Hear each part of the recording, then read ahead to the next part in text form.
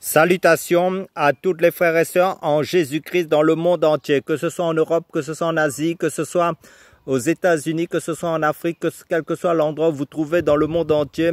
Salutations à tous. Dans le nom du Seigneur Jésus-Christ, je me présente le frère Serge de l'île de la Réunion pour toutes les nouvelles personnes qui visionnent ou qui visionneront la chaîne. Bienvenue à tous sur la chaîne. Dans le nom du Seigneur Jésus-Christ, notre thème de partage du jour qui est toujours d'actualité est la puissance du sang de Jésus-Christ. Prions frères et sœurs avant d'apporter le message de la parole de Dieu. Père, dans le nom puissant du Seigneur Jésus-Christ, merci pour ta grâce, merci pour ton intelligence, merci de nous conduire par ton Saint-Esprit dans ton message, Seigneur, pour que les personnes qui entendent, tu leur donnes la compréhension de tes saintes écritures, Seigneur, pour la saisir, pour la comprendre et pour la garder précieusement dans leur cœur, Seigneur.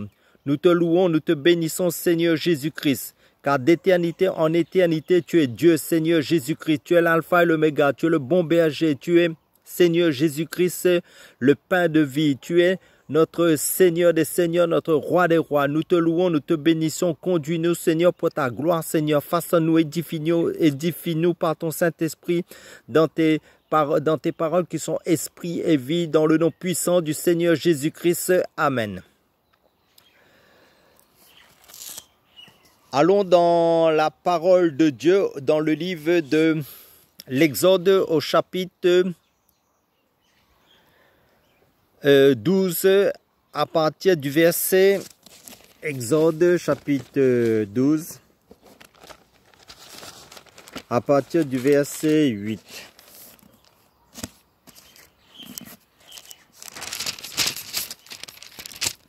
Je fais la lecture.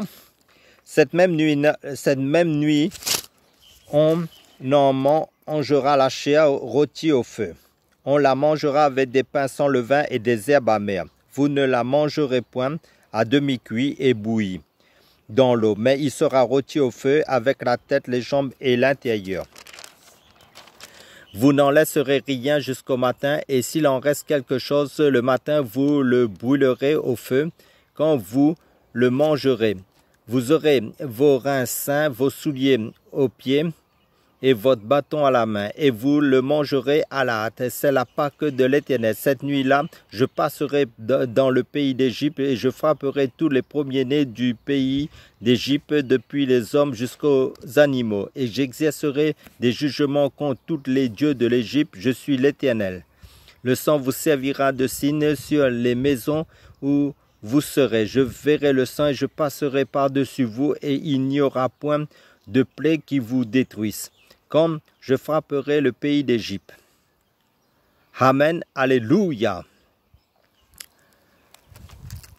Là, en fin de compte, nous voyons que Dieu a préconisé aux enfants d'Israël de tuer un agneau dans l'ancienne alliance, en fin de compte, et de mettre le sang, en fin de compte, sur leur maison, pour que l'exterminateur qui passerait, en fin de compte, les épargne de son jugement.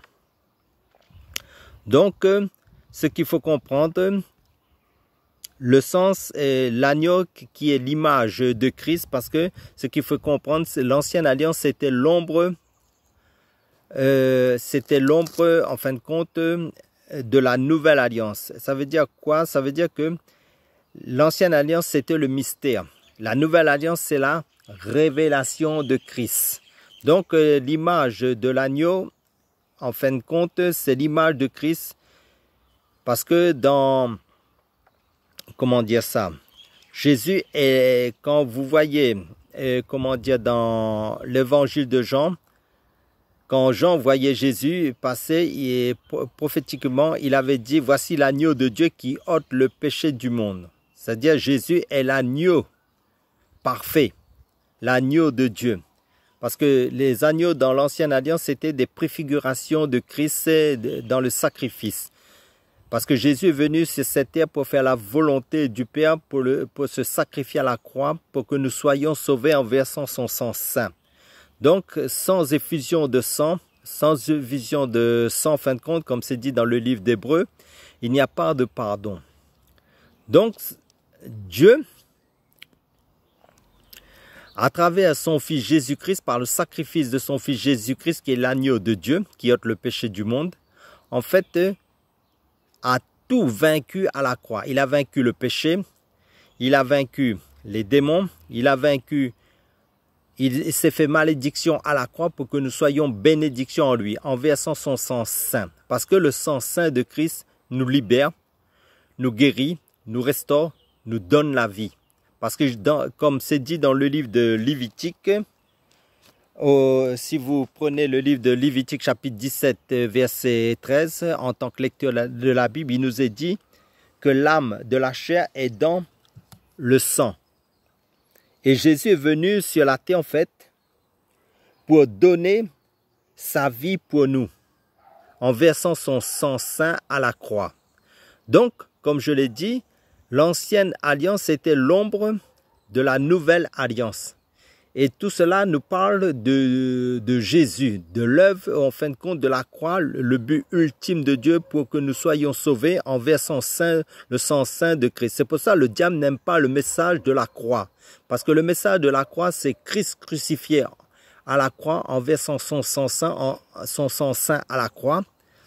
Il s'est fait malédiction parce qu'il a pris notre place à la croix pour que nous soyons bénédiction en lui, car tout en Jésus-Christ est bon, pour que nous recevons ce qui est en Jésus-Christ. Mais Jésus-Christ a pris tous nos péchés, toutes nos malédictions sur lui. Et il s'est fait malédiction pour que nous soyons bénédiction en lui. C'est pour ça que dans le livre d'Éphésiens chapitre 1 verset 3, il nous est dit que nous sommes bénis de toutes les bénédictions spirituelles en Christ. Mais c'est à cause du sacrifice de Jésus-Christ à la croix. Car la croix, en fin de compte, c'est la puissance de Dieu. La croix, c'est l'image du sacrifice. L'image, c'est l'apothéose de l'amour de Dieu pour son Église, en fait, par le sacrifice. Amen. Parce que la Bible nous dit, dans le livre de Colossiens chapitre 1, « Rendez grâce au Père qui nous a rendus capables d'avoir part à l'héritage des saints dans la lumière, qui nous a délivrés de la puissance des ténèbres et nous a transportés dans le royaume de son Fils, de son amour, en qui nous avons la rédemption, la rémission des péchés. » Parce que dans Colossiens chapitre 2, il nous est dit aussi, en fait, c'est-à-dire Jésus-Christ, a effacé l'acte dont les ordonnances nous condamnaient qui subsistaient contre nous et il a détruit en le clouant à la croix. Il a dépouillé les dominations et les autorités et les a livrées publiquement en spectacle en triomphant d'elles par la croix. Amen. Alléluia. Car Jésus-Christ a apparu pour détruire les œuvres du diable. Car nous étions tous captifs, nous étions tous enchaînés, nous étions tous dans les ténèbres. Aucun homme n'était épargné parce que dans le livre de Romains chapitre 3 verset 23, il nous est dit car tous ont péché et n'atteignent pas la gloire de Dieu dans ma version de Bible. Et dans d'autres versions de Bible, il est dit tous ont péché et n'atteignent pas la gloire de Dieu. Nous étions tous perdus, nous étions tous voués à l'enfer, à la damnation éternelle. Mais grâce rendue à Dieu qui nous a donné le meilleur de lui-même qui est son Fils Jésus-Christ. Parce que dans l'évangile de Jean chapitre 3 verset 16, il nous est dit car Dieu a tant aimé le monde qu'il a donné son Fils unique afin que quiconque croit en lui ne périsse point mais qu'il ait la vie éternelle. Que Dieu a donné son Fils unique, c'est qui? C'est Jésus-Christ. Pour que nous périssions pas où? En enfer, dans le lac de feu, mais que nous ayons la vie éternelle. Parce que la parole de Dieu dans Romains chapitre 6 verset 23, il nous est dit, or le salaire du péché c'est la mort, mais le don gratuit de Dieu c'est la vie éternelle. Amen. Parce que dans le livre de Galates, il nous est dit, lorsque les temps ont été accomplis, Dieu a envoyé son Fils, né d'une femme, né sous la loi, afin que nous reçussions l'adoption. Et parce que vous êtes fils, Dieu a envoyé dans nos cœurs l'esprit de son Fils, lequel crie, Abba, Père. Amen. Ainsi donc, tu n'es plus esclave, mais fils. Et si tu es fils, tu es aussi héritier avec Christ. Alléluia. Et ça, c'est grâce à cause de la puissance du sang de Jésus. Amen. Parce que le sang de Jésus nous libère, nous purifie, nous sanctifie. Amen. C'est pour cela que, en fait, le message de la croix est centré sur le sacrifice de Jésus, sur la puissance du sang de Jésus. Parce que sans la croix, sans le sang versé, comme je l'ai dit, il n'y a pas de pardon. Sans effusion de sang, il n'y a pas de pardon. Rappelez-vous dans l'ancienne alliance, quand Caïn a tué son frère, parce qu'il nous est dit aussi que le sang d'Abel crie vengeance, mais le sang de Christ crie pardon. Parce que Jésus, en mourant sur la croix, il dit, Père, pardonne-les, ils ne savent pas ce qu'ils font. Amen, alléluia. Jésus est venu sauver l'humanité en se donnant en sacrifice, en versant son sang saint. Parce qu'il nous est dit que notre vêtement est un vêtement souillé devant Dieu sans Jésus-Christ. Nous pouvons faire les œuvres que nous voulons, autant que nous voulons, donner, comme c'est dit, aux pauvres de la nourriture, faire du bien sur la terre, mais nous ne serons jamais par notre justice propre, parce que notre justice est un vêtement souillé. Mais notre justice à nous, c'est Jésus-Christ crucifié, Jésus-Christ qui est mort à la croix, qui a versé son sang saint pour que nous soyons justifiés. Amen, alléluia. Comme il a versé son sang saint à la croix, pour que nous soyons revêtus de son sang, pour que nous soyons purifiés, lavés, sanctifiés dans son sang saint. Parce que son sang nous donne la vie. Parce que Jésus-Christ est la vie. Et sa parole est la vie. Parce que Jésus-Christ est la parole de Dieu, comme c'est dit dans le livre de la Révélation d'Apocalypse, chapitre 19, verset 13. Et son nom est la parole de Dieu. Ça veut dire que Christ, en mourant à la croix, nous a rendus héritiers de la vérité, de la parole de Dieu, car toutes choses passeront, mais la parole de Dieu ne passeront point. Jésus nous l'a donné. Nous sommes héritiers en Christ à travers de sa vérité éternelle selon ses promesses qui sont décrites dans les Écritures saintes, dans la Bible, de Genèse à Apocalypse. Donc pour connaître Dieu, il faut connaître Jésus-Christ, car la parole de Dieu nous dit que Jésus-Christ est Dieu. C'est pour cela dans 1 Jean chapitre 5 verset 1 Jean, la première épître de 1 Jean chapitre 5 verset 20-21 nous est dit, en fait, Dieu nous a donné l'intelligence pour connaître le véritable et nous sommes dans le véritable en son Fils Jésus-Christ, c'est lui le Dieu véritable et la vie éternelle. Or, la vie éternelle, c'est qu'ils te connaissent toi le seul vrai Dieu et celui que tu as envoyé Jésus-Christ. Amen, alléluia. Donc, si nous prenons, en fait, si nous revenons un peu dans l'Exode chapitre 12, verset 13, il nous est dit, le sang vous servira de signe sur les maisons, et vous serez, je verrai le sang et je passerai par-dessus vous. Il n'y aura point de plaie qui vous détruisent quand je frapperai le pays d'Égypte. Maintenant, comme vous le savez, dans l'ancienne alliance, c'était des maisons physiques. Mais maintenant, comme vous le savez, nous sommes le temple du Saint-Esprit, la maison de Dieu en Christ, comme c'est dit dans le livre d'Hébreux chapitre 6. Et dans le livre de 1 Corinthiens chapitre 6, il nous est dit, ne savez-vous pas que vous êtes le temple de Dieu, que l'Esprit de Dieu habite en vous? Donc, là, ce qu'il faut comprendre, c'est que spirituellement, nous sommes la maison de Dieu. Chacun pour sa part, le temple du Saint-Esprit. Parce que si vous allez dans l'Apocalypse, livre d'Apocalypse, chapitre 12. Apocalypse, nous allons dans le livre d'Apocalypse, chapitre 12.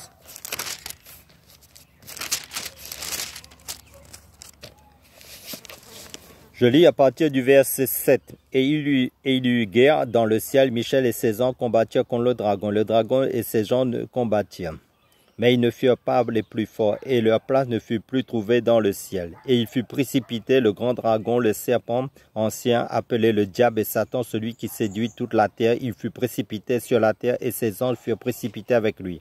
Et j'entendis dans le ciel une voix forte qui disait, maintenant le salut est arrivé, ainsi que la puissance, le règne de notre Dieu et l'autorité de son Christ, car il a été précipité l'accusateur de nos frères, celui qui les accusait devant notre Dieu, jour et nuit. Et ils l'ont vaincu à cause du sang de l'agneau et à cause de la parole de leur témoignage. Et ils n'ont pas aimé leur vie jusqu'à craindre la mort. Amen, alléluia. Vous voyez, frères et sœurs, la puissance du sang de Jésus. Dans le verset 11, il nous est dit, ils l'ont, ça veut dire ceux qui ont accepté Jésus-Christ, son sacrifice à la croix, son sang qui a été versé pour eux, ils l'ont vaincu à cause du sang de l'agneau et à cause de la parole de leur témoignage. Et ils n'ont pas aimé leur vie jusqu'à craindre la mort, c'est-à-dire la seconde mort.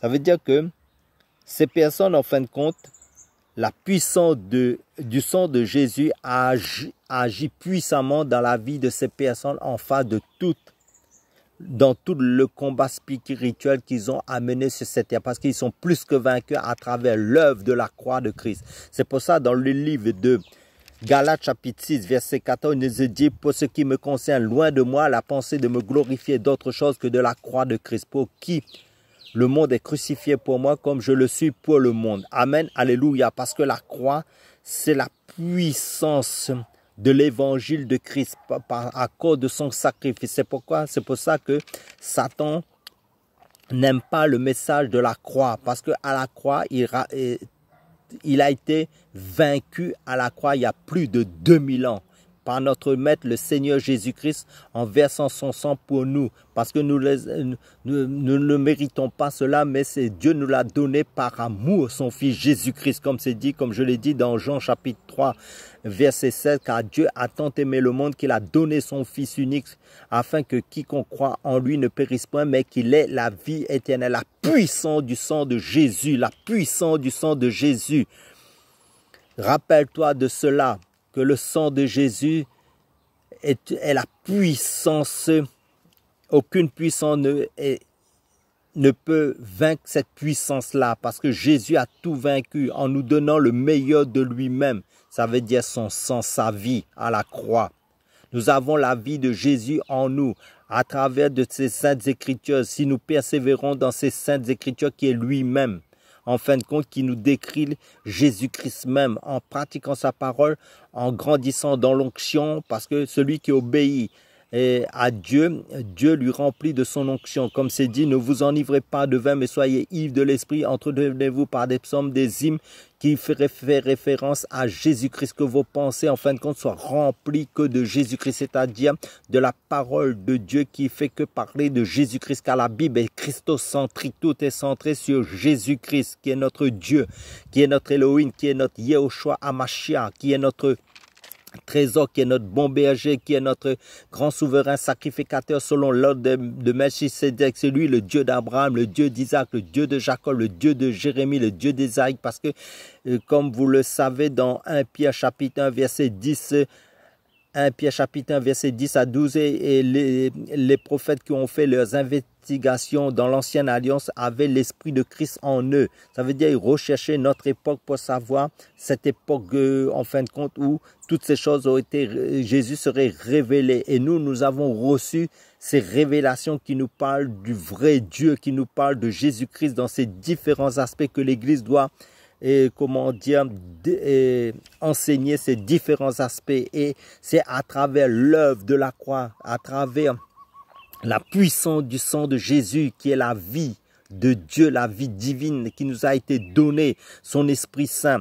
Et quand nous sommes héritiers de tout cela en Jésus-Christ à cause de son sang qui a été versé à la croix. Parce que comme je dis, le sang, en fin de compte, comme j'ai dit dans le livre de Lévitique chapitre 17 verset 13 qui nous dit que l'âme est dans la chair et est dans le sang. Vous voyez cette grande révélation que le sang de Jésus en fin de compte nous fait enfants de Dieu, nous fait fils et filles de Dieu. Parce que c'est Jésus en nous, en fin de compte. Ce n'est plus nous qui vivons comme l'apôtre Paul dit, mais c'est Christ qui vit en nous à travers de son sang qui a été versé. Et que sa parole, c'est pour ça que le Seigneur nous a donné cette prescription de la Sainte Seine pour que nous rappelons son sacrifice à la croix à travers le repas du Seigneur, à travers le pain et le vin qui symbolisent sa chair et son sang qui a été versé pour que nous n'oublions pas ce qu'il a fait pour nous par amour, qu'il nous a donné le meilleur de lui-même qui est sa vie, qui est son sang à la croix. Amen, alléluia. Allons dans le livre de Romains chapitre Romains chapitre 8.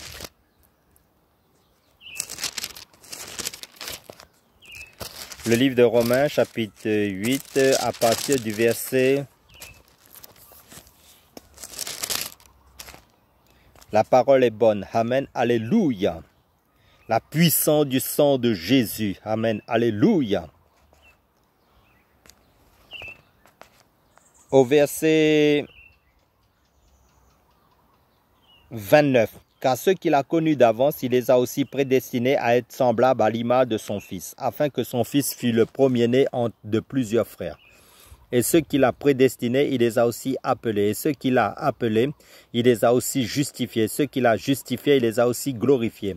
Que dirons-nous à l'égard de toutes ces choses? Si Dieu est pour nous, qui sera contre nous? Lui qui n'a pas point épargné son propre Fils, mais qui l'a livré pour nous tous, comment ne nous donnera-t-il pas aussi toutes choses avec lui? Qui accusera les élus de Dieu? C'est Dieu qui justifie, qui les condamnera. Christ est mort, bien plus, il est ressuscité, il est à la droite de Dieu, il intercède pour nous. Qui nous séparera de l'amour de Christ? Sera-ce la tribulation, l'angoisse, ou la persécution, la faim, ou la nudité, ou le péril, ou l'épée? Selon qu'il est écrit, c'est à cause de toi qu'on nous met à mort tout le jour, qu'on nous regarde comme des brebis destinées à la boucherie. Mais dans toutes ces choses, nous sommes plus que vainqueurs par celui qui nous a aimés, car j'ai l'assurance que ni la mort, ni la vie, ni les anges, ni les dominations, ni les choses présentes, ni les choses à venir, ni les puissances, ni la hauteur, ni la profondeur, ni aucune autre créature ne pourra nous séparer de l'amour de Dieu manifesté en Jésus-Christ notre Seigneur. Amen. Alléluia. Vous voyez, frères et sœurs, à travers de ces quelques paroles, ce que Jésus-Christ nous a, nous a pu faire bénéficier à cause de son sacrifice à la croix. Tout cela était déjà dans le plan de Dieu avant même que nous soyons nés. C'était dans le cœur de Dieu, car Dieu avait prévu cela avant même que nous venions sur cette terre pour que nous soyons sa propriété, sa fiancée en vue des noces de l'agneau, car le grand mariage qui nous attend, c'est l'Église qui est l'épouse de Christ, avec son époux qui est Jésus-Christ pour les noces de l'agneau. Amen. Alléluia. À travers de ces quelques paroles, je vous bénisse, que vous soyez tous bénis. Amen. Alléluia.